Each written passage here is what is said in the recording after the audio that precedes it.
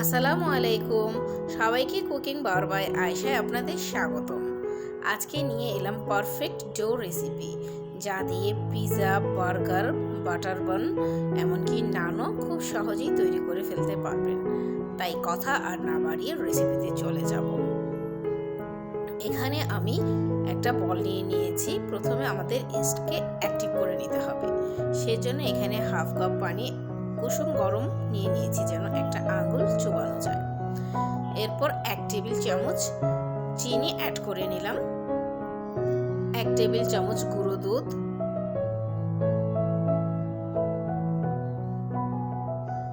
সামান্য লবণ দিয়ে একটু মিশিয়ে নেব।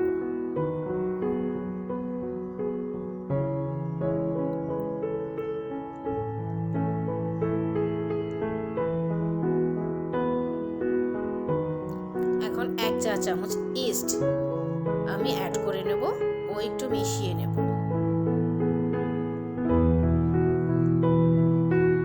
মিশিয়ে 10 মিনিটের জন্য আমি এটা রেস্টে এভাবেই রেখে দেব, যেন ইস্টটা অ্যাক্টিভ হয়ে যায়।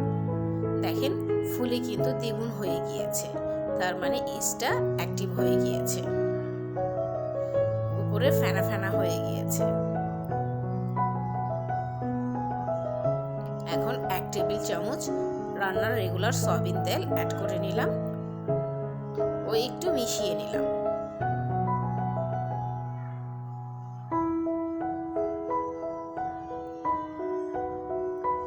দেড় কাপ ময়দা অ্যাড করে নিচ্ছি, আপনারা চাইলে আটাও অ্যাড করে নিতে পারেন।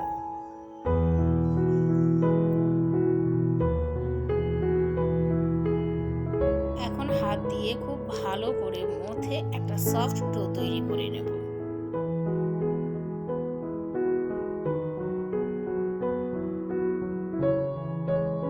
ডোটা দেখেই বোঝা যাচ্ছে একেবারেই হাতে লেগে লেগে আসছে। এতে ভয় পাওয়ার কিছুই নেই, কারণ ডোটা কিন্তু একটু সফটই হবে। আমি হাতটা পরিষ্কার করে নিতে নিতে এটা একটু ড্রাই হয়ে যাবে। দেখেন এখন কিন্তু আর হাতে লাগছে না। পারফেক্ট ডো তৈরি করার জন্য আমি কিন্তু এখানে A to Z পরিমাণ বলে দিয়েছি। আপনারা লক্ষ্য করবেন আমি কোনটা কতটুকু পরিমাণ দিয়েছি, তাহলেই পারফেক্ট একটা ডো তৈরি করতে পারবেন এবং এই ডোটা দিয়ে যে কোনো আইটেম তৈরি করা খুব সহজ হবে। এখন সামান্য একটু তেল নিয়ে আমি ডোয়ের উপর দিয়ে দিচ্ছি, যেন ডোটা ড্রাই না হয়ে যায়, কারণ আমি ডোটা এখন 2 ঘন্টার জন্য রেস্টে রেখে দেব। সবচেয়ে ভালো হবে ডোটা যদি আপনি লং টাইম রেস্টে রেখে দিতে পারেন। আশা করি আমার রেসিপি যদি ফলো করে ডোটা তৈরি করেন তাহলে নিরাশ হবেন না। আর একটা পারফেক্ট ডো যদি তৈরি করতে পারেন তাহলে বেকারির সব আইটেম তৈরি করা খুব ইজি হয়ে যাবে। এখন আমি ডোটাকে একটা প্লাস্টিক র্যাপার দিয়ে ঢেকে রাখবো। আপনারা চাইলে যে কোনো ঢাকনা দিয়েও ঢেকে রাখতে পারেন, কিন্তু খেয়াল করবেন যেন কোনো রকমের বাহিরের বাতাসটা না ঢুকে যায়।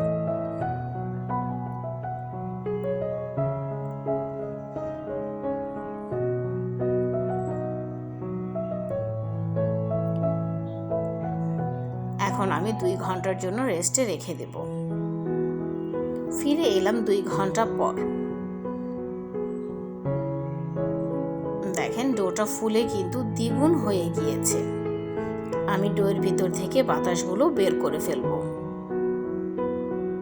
ডোটা কিন্তু দেখেই বোঝা যাচ্ছে কতটা পারফেক্ট হয়েছে।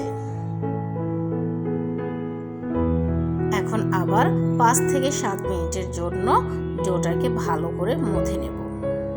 যেহেতু ডোটা অনেক সফট, সামান্য একটু আটা ছিটিয়ে নিতে পারেন। একটু লক্ষ্য করুন আমি কিভাবে ডোটাকে মথে নিচ্ছি। 2 হাত দিয়ে টেনে টেনে মথে নিচ্ছি। পরের স্টেপটা কিন্তু ঠিক এভাবেই করতে হবে। এখন আমি হাতে তুলে 2 দিক থেকে টেনে নিচে লাগিয়ে দিচ্ছি। দেখেন ডোটা কিন্তু ফেটে ফেটে আসছে, তার মানে ডোটা আবার পারফেক্ট হয়েছে। এভাবে 5 থেকে 7 মিনিটের মতো একটু মথে নিলেই হবে। হয়ে গেল আমার perfect dough. A to Z tips সহ রেসিপিটা আপনাদের সাথে শেয়ার করলাম। আজ এই পর্যন্তই। আল্লাহ হাফেজ।